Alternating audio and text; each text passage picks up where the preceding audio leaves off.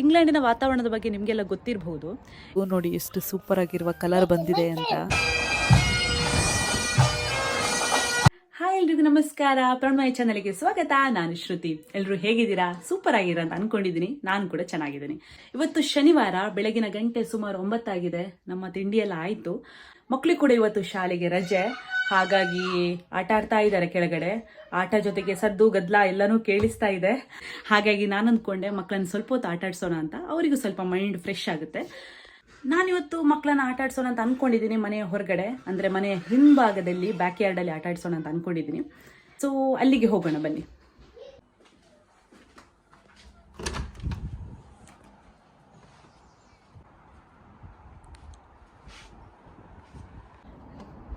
ನಾನಿವಾಗ ಮನೆಯಿಂದ ಹೊರಗಡೆ ಬಂದೆ. ನೋಡ್ತಾ ಇರ್ಬೋದು ನೀವು, ಒಳ್ಳೆಯ ವೆದರ್ ಕಾಣಿಸ್ತಾ ಇದೆ, ಸ್ವಲ್ಪ ಬೆಳಕಿದೆ.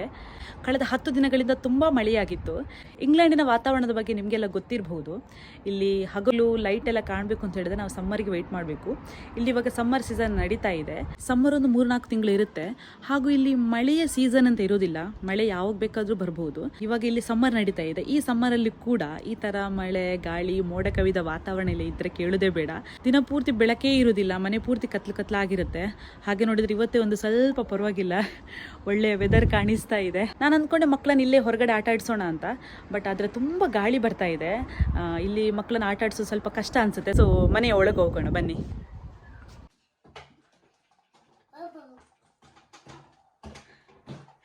ಇವಳು ನನ್ನ ದೊಡ್ಡ ಮಗಳು ಪ್ರಾಂಶಿ. ಇವಳು ಇಲ್ಲಿ ರಿಸೆಪ್ಷನ್ ಅಲ್ಲಿ ಓದ್ತಾ ಇದ್ದಾಳೆ. ಇಂಡಿಯಾದ ಪ್ರಕಾರ ಹೇಳಬೇಕು ಅಂತ ಹೇಳಿದ್ರೆ UKG ಅಲ್ಲಿ ಓದ್ತಾ ಇದ್ದಾಳೆ. ಹಾಗೆ ಇವಳು ನನ್ನ ಚಿಕ್ಕ ಮಗಳು ಸ್ಮಯ. ಇವಳಿಗೆ 3 ವರ್ಷ ಆಯ್ತು. ಇವಳಿಗೆ ಜಸ್ಟ್ ನರ್ಸರಿ ಶುರು ಮಾಡಿದ್ದಾಳೆ. ಹಾಯ್ ಬನ್ನಿ. ಈ ಆಟಕ್ಕೆ ನಾವಿವತ್ತು ತಗೊಂಡಿದ್ದೀವಿ ಪ್ಲಾಸ್ಟಿಕ್ ಬಾಟಲ್ನ ತುದಿಯನ್ನು ಈ ತರ ಕಟ್ ಮಾಡಿ ಇಟ್ಕೊಂಡಿದ್ದೀವಿ ನೋಡಿ. ಹಾಗೂ ಅದ್ರ ಜೊತೆಗೆ ಒಂದು ಪ್ಲೇಟ್, ಒಂದು ರಬ್ಬರ್ ಬ್ಯಾಂಡ್ ಮತ್ತು ಟಿಶ್ಯೂ ಪೇಪರ್, ಹಾಗೂ ಕೆಲವು ಫುಡ್ ಕಲರ್ ಅನ್ನು ತಗೊಂಡಿದ್ದೀವಿ. ಪಾತ್ರೆ ತೊಳೆಯುವ ಲಿಕ್ವಿಡ್ ಹಾಗೂ ಸ್ವಲ್ಪ ನೀರನ್ನು ತಗೊಂಡಿದ್ದೀವಿ. ಎರಡು ಕೂಡ 2 ಸೆಟ್ ಇಟ್ಕೊಂಡಿದ್ದೀವಿ, ಮಕ್ಕಳ ನಡುವಲ್ಲಿ ಜಗಳ ಆಗೋದು ಬೇಡ ಅಂತ. ಸೊ ಇವಾಗ ನಾನು ಸ್ವಲ್ಪ ಲಿಕ್ವಿಡ್ ಅನ್ನು ಇದಕ್ಕೆ ಹಾಕಿಬಿಡ್ತೀನಿ. ಸ್ವಲ್ಪ ಲಿಕ್ವಿಡ್ ಸ್ವಲ್ಪ ಜಾಸ್ತಿನೇ ಇರಲಿ. ಇದಕ್ಕಿವಾಗ ಈ ನೀರನ್ನು ಮಿಕ್ಸ್ ಮಾಡಬೇಕು ಸ್ವಲ್ಪ.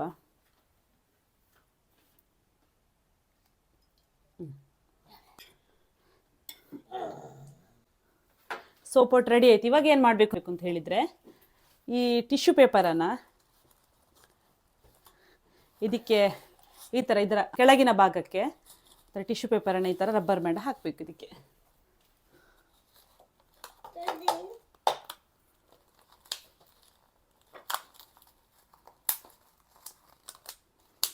ನೆಕ್ಸ್ಟ್ ಇದಕ್ಕೆ ಕೂಡ ಹಾಕಿಬಿಡೋಣ.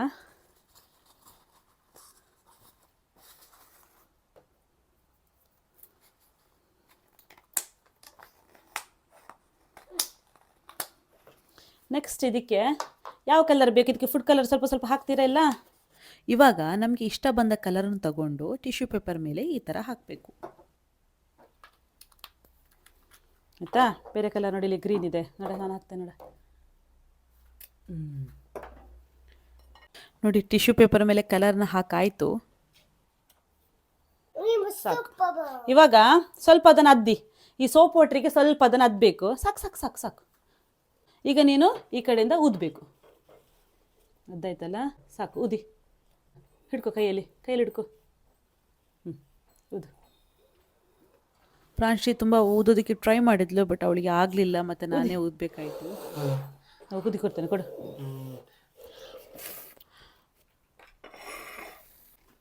ನೀವು ನೋಡ್ತಾ ಇರ್ಬೋದು ಸ್ನೇಹಿತರೆ, ಟಿಶ್ಯೂ ಪೇಪರ್ ಮೂಲಕ ನಿಧಾನವಾಗಿ ನೊರೆ ಬರೋದಕ್ಕೆ ಶುರುವಾಯಿತು. ಮಕ್ಕಳಿಗೆ ಸ್ವಲ್ಪ ಊದೋದಕ್ಕೆ ಕಷ್ಟ ಅಂತ ನನಗೆ ಆಮೇಲೆ ಅನ್ನಿಸ್ತು. ಅವರಿಗೆ ನಮ್ಮ ಹೆಲ್ಪ್ ಬೇಕಾಗಬಹುದು.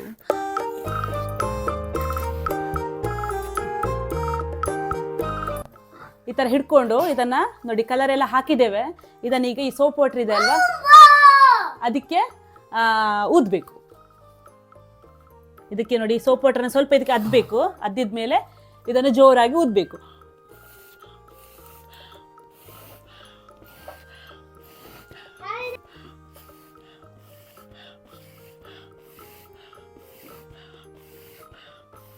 ಸೋಪ್ ಪೌಡ್ರ್ ಜಾಸ್ತಿ ಇದ್ದರೆ ಎಷ್ಟು ಉದ್ದ ಬೇಕಾದರೂ ಎಳಿಬಹುದು. ನೋಡಿ ಎಷ್ಟು ಸೂಪರ್ ಆಗಿರುವ ಕಲರ್ ಬಂದಿದೆ ಅಂತ.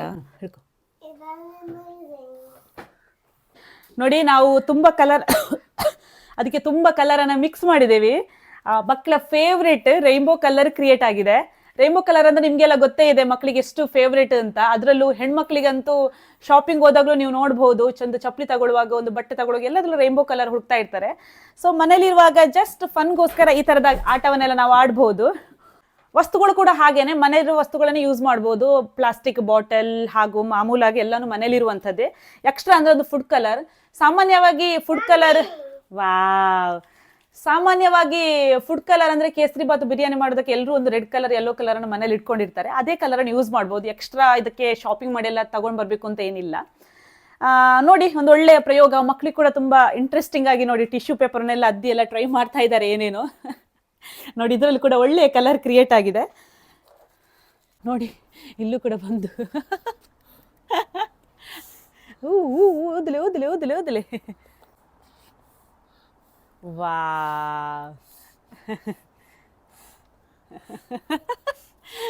ಇದರಲ್ಲಿ ಒಂದು ಸಿಂಪಲ್ ಆದ ಆಟ ಮಕ್ಕಳಿಗೆ ಕೂಡ ತುಂಬ ಇಷ್ಟ ಆಯಿತು. ನೋಡಿ ಇವಾಗಲೂ ಅದರಲ್ಲಿ ಆಟ ಆಡ್ತಾ ಇದ್ದಾರೆ.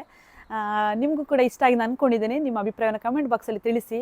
ನಿನ್ನೆ ವಾರಿಂಗ್ಟನ್ನಲ್ಲಿ ವಾಕಿಂಗ್ ಡೇ ಇತ್ತು, ಅದರ ಕ್ಲಿಪ್ಪನ್ನು ಒಂದು ಅಪ್ಲೋಡ್ ಮಾಡಿದ್ದೇನೆ, ನೋಡ್ಕೊಂಡು ಬನ್ನಿ. ಇಂಗ್ಲೆಂಡಿನಲ್ಲಿ ವರ್ಷಕ್ಕೊಂದು ಬಾರಿ ವಾಕಿಂಗ್ ಡೇ ಅಂತ ಆಚರಿಸುತ್ತಾರೆ. ಹೇಗೆ ನಾವು ನಮ್ಮ ಕಡೆ ರಥೋತ್ಸವ ಜಾತ್ರೆ ಎಲ್ಲ ಆಚರಿಸುತ್ತೇವೋ ಅದೇ ಥರ ಇದು ಇವರ ಒಂದು ಧಾರ್ಮಿಕ ಆಚರಣೆಯಾಗಿದೆ.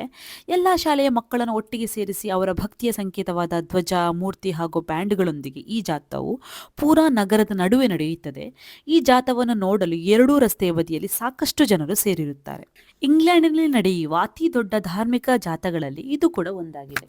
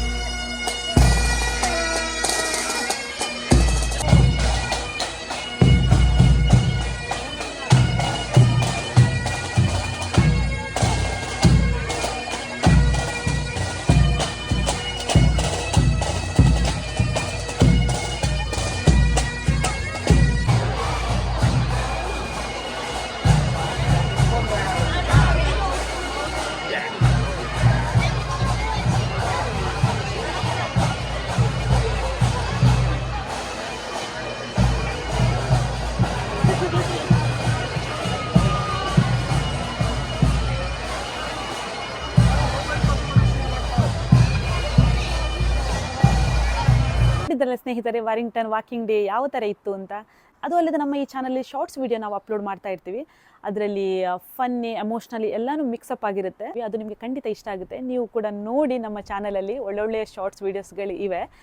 ನಾವು ಇಂಗ್ಲೆಂಡಿಗೆ ಬಂದು ಸುಮಾರು 8 ವರ್ಷ ಆಗ್ತಾ ಬಂತು. ನಿಮಗೂ ಕೂಡ ಇಲ್ಲಿನ ಯಾವುದಾದ್ರೂ ಒಂದು ವಿಷಯದ ಬಗ್ಗೆ ತಿಳ್ಕೊಬೇಕು ಅನ್ನೋ ಆಸಕ್ತಿ ಇದ್ದರೆ ನನಗೆ ಕಮೆಂಟ್ ಬಾಕ್ಸಲ್ಲಿ ತಿಳಿಸ್ಕೊಡಿ.